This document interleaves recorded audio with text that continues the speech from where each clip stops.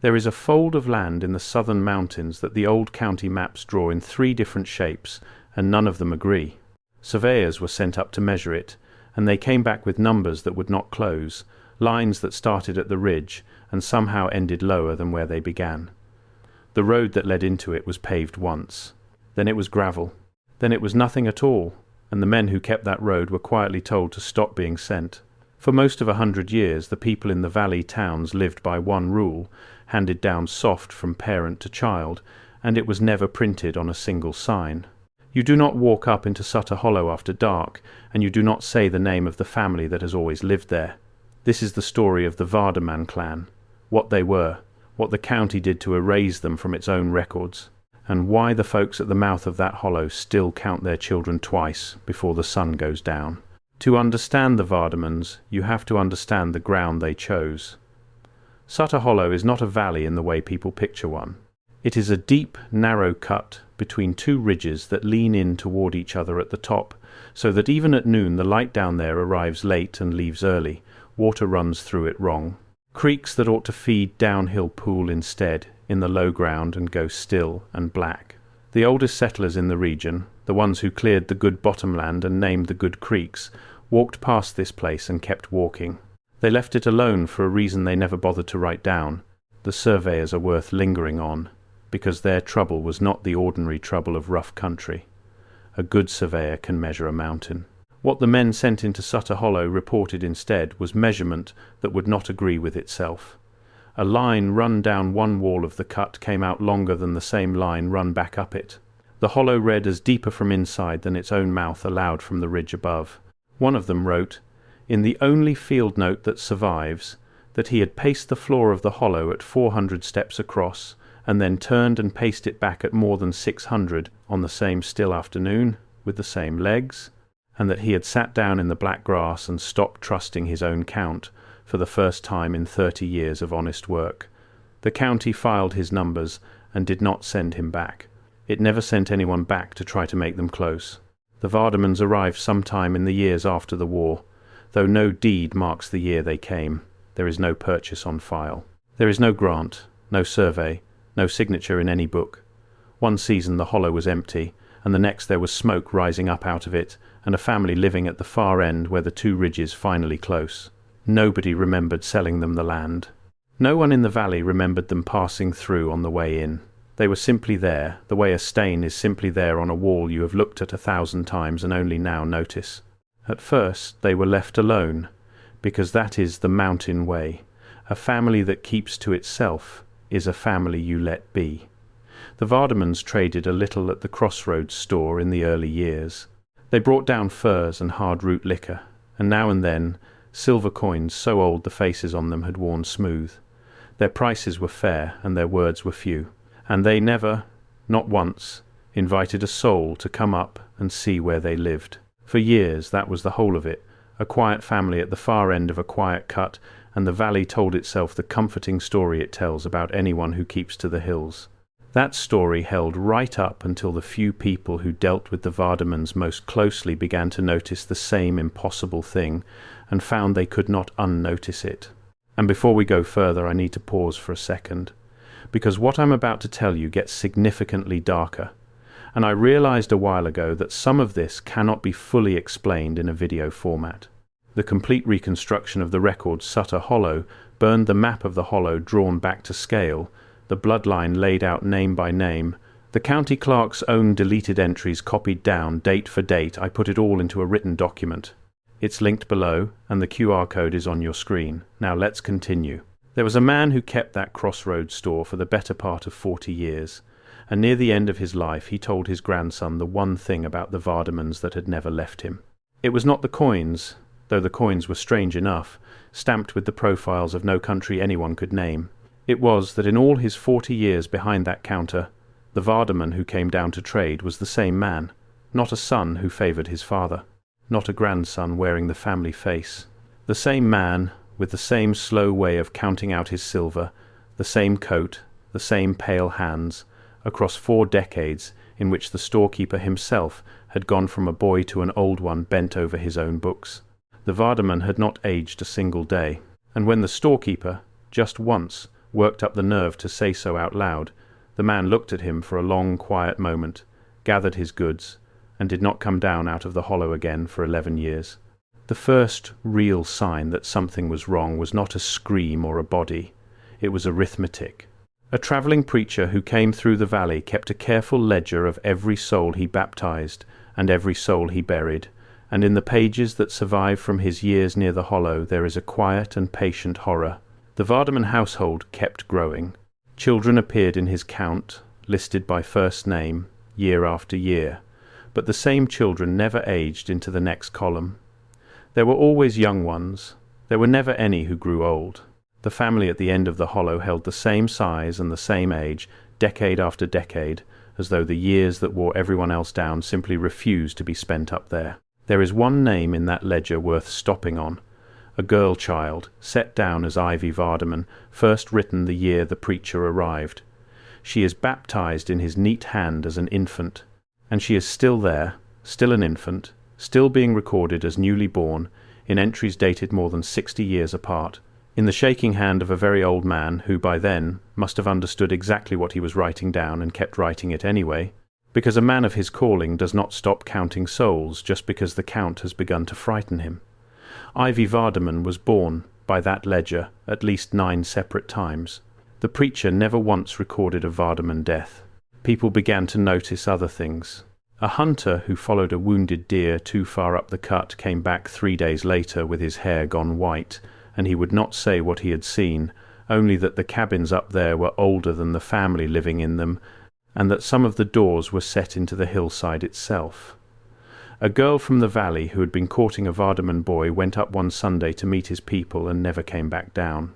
When her father went looking, the family met him at the tree line, polite as ever, and told him she had left in the night for the city. He did not believe them. But when he tried to press past them into the hollow, he found he could not make his legs carry him forward, and he stood at that line of trees weeping until dark and then turned for home. By the turn of the century, the disappearances had a shape to them that even the sheriff could no longer explain away. It was never the whole hollow that took people. It was always the same errand. A taxman sent up to collect, a surveyor sent up to draw the lines, then a deputy sent up to ask a single question. The county would send a man on official business into Sutter Hollow, and the county would not get that man back. Not his body, not his horse, not his hat left lying in the road. He would go up whole, and the hollow would keep the whole of him. There was a census. In a decade, the reconstruction places near that same turn of the century, and the enumerator assigned to the district was a thorough young man who took his federal duty seriously. He went up into the hollow when everyone in the valley told him not to. He came back, which was already unusual. But the pages he turned in for the Vardaman household were the thing that set the whole district talking. He had filled every line correctly, the names, the ages, the relations, in a firm and educated hand. And then, at some point after he had left the hollow and before he reached the courthouse, he had gone back through every one of those lines and pressed his pen so hard through the ages column that he tore the paper. Every age scratched out to a black wound in the page. He would not explain it. He asked for a transfer to a district 3 states away and got it, and the note beside his name in the file says only that he was found unfit for further field work. And here is the detail that turned ordinary fear into something colder. The men who went up on friendly terms, the traders, the courting boys, the merely curious, at least some of them came back, changed but alive. It was the men who went up wearing the county's authority who never returned at all. It was as though the hollow could tell the difference.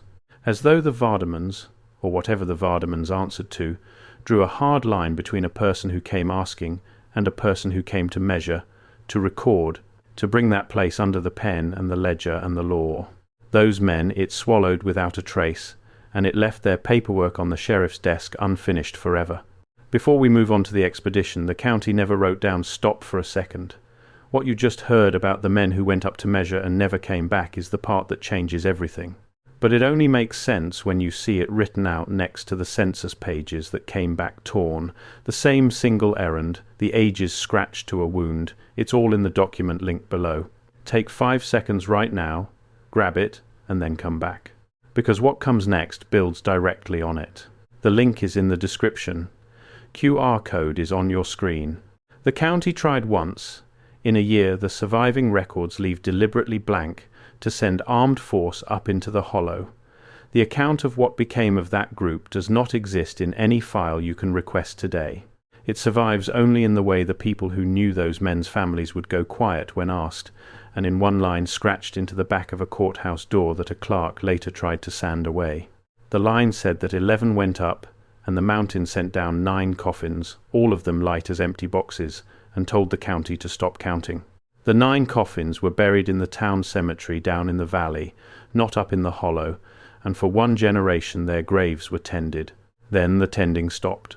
All at once, the year a caretaker went to mow that corner and found the earth over all 9 of them sunk in, as though the boxes beneath had been quietly emptied from below. Nobody dug to check. The county, by then, had already begun its long work of forgetting, and a sunken grave is easy to sod over and easy to stop visiting. Those 9 names are in the document too. They are the last people Sutter Hollow was ever officially permitted to have killed. This is the part the maps still carry the fingerprints of. Faced with a place it could not police and could not conquer, the county did the only thing left to a frightened institution. It decided that Sutter Hollow would no longer exist. They had learned the hard way they could neither burn it nor block it off. It would cease to exist on paper. The men who ran the county in those years, the ones whose names are carved on the good buildings downtown, met and made a decision that was never once entered into the public minutes. They ordered the hollow undrawn. The road was struck from the maintenance rolls. Its name was lifted off the survey plats. The families in the hollow's mouth were quietly encouraged to relocate, their land bought with money from no listed fund. Within a single generation, an official could search every record the county kept and find no Sutter Hollow in any of them.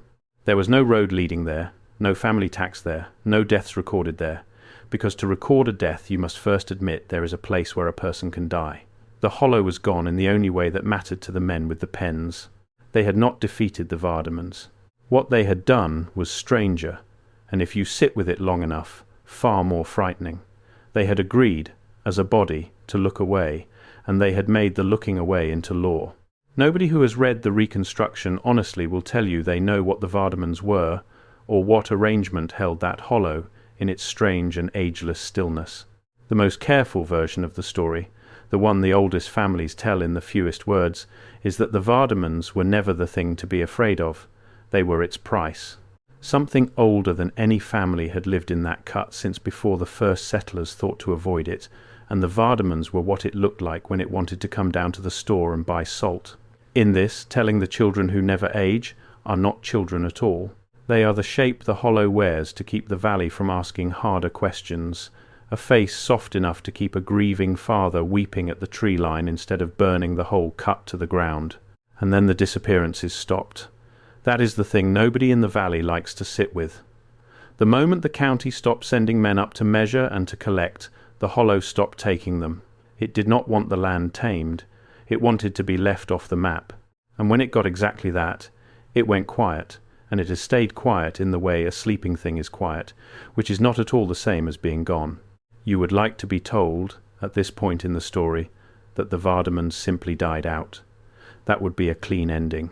The reconstructed records do not offer you that. Instead, they offer something that sits wrong in the chest. Because if the family at the end of the hollow never aged, if the preacher's ledger was right that the same children filled the same years for a century, then that line had no natural way to end. A bloodline that does not grow old does not simply run out. The people nearest the mouth of the hollow today descend from the families the county paid to leave, and many of them quietly came back. They will tell you, if you earn it, that the hollow is not empty. They will tell you that on certain nights the black water at the bottom of the cut gives off a light with no source that anyone can point to. That the count of the graves in the old family plot up there changes when no one is watching, more some seasons and fewer others, as if the ground is keeping a tally of its own. That children who wander too far up the cut come back describing other children who wanted to play, children who were friendly and wrong, children who asked them to come a little further in and would not say their last name. In our own time, someone always tries. A hiker with a good camera, a pair of college students with a drone. One man who pulled up the satellite view and noticed that the mapping service had smeared that one fold of mountain into a grey blur it uses nowhere else in the county, the kind of blur that usually only covers a place a government has asked to be left unseen. The hiker's photographs came out fogged only in the frames that faced up the cut. The drone came back on its own with the battery drained and 40 minutes of footage that is nothing but the same 9 grey headstones filmed over and over, though they swear they never flew it toward the family plot. And the man with the satellite view kept scrolling and could not find the road he had driven that very afternoon, because on every map that counts, the road he had driven does not exist. And they will tell you the rule, the same rule the valley has kept for 100 years, the one that was never printed on a sign and never had to be. You do not go up into Sutter Hollow after dark. You do not say the name that has always lived there. And when the light in the black water comes up out of the ground and starts to move, you do not, for any reason at all, let it see that you are counting. Everything the county did to bury this place worked exactly as intended, and that is its own kind of proof. There is no historical marker. There is no state park boundary. No line on the atlas where Sutter Hollow ought to be. Drive the back roads there, and you will pass the mouth of a cut between 2 close ridges where the pavement gives out for no reason an engineer would accept, and there will be no sign to tell you what it is. That absence is not an accident. That absence is a decision, made by men in a room, to protect the rest of us by pretending a wound in the world was simply never there. What the reconstructed document holds is the shape of everything they tried to erase. There is the map, redrawn from the numbers that would not close. There is the bloodline that stayed the same age for a century, laid out generation by impossible generation. Written out alongside them are the names of the 11 men who went up on the county's authority, and the 9 light coffins that came back down. The clerk's deleted entries are copied there in full. And last of all there is the council's own reasoning, in the few words that survived the sanding of that courthouse door. Put together, they do not read like a folk tale. They read like a case file for something the law decided it was safer to lose than to solve. You can decide for yourself what to do with a story like this. You can file it where the county filed the hollow, in the drawer marked things easier not to have. Nearly everyone does. They drive past the place where the pavement ends and feel nothing but a small animal reluctance they cannot name, and they keep driving, and by the next town they have forgotten it, exactly as the men with the pens intended. The forgetting is the fence. The forgetting is the whole of the county's defence, and it has held for 100 years on nothing more than the willingness of ordinary people to look at a gap in the map and quietly agree that a gap is all it is. Maybe the men who undrew Sutter Hollow were cowards. Or maybe they were the bravest people in this entire account, because they looked straight at something the rest of us would rather not believe in, and instead of pretending to be strong, they quietly took its name away and prayed that would be enough. 100 years later, the hollow is still there. The family that never grew old is still, by every honest accounting, unaccounted for. And the people at the mouth of that place still teach their children the oldest lesson those mountains ever learned. Some doors are set into the hillside for a reason. Some names are left off the map to keep them from being spoken aloud. And some things you do not defeat, and you do not outrun. You only agree, generation after generation, not to look at them directly, and you count your children twice, and you get them inside before the water starts to glow.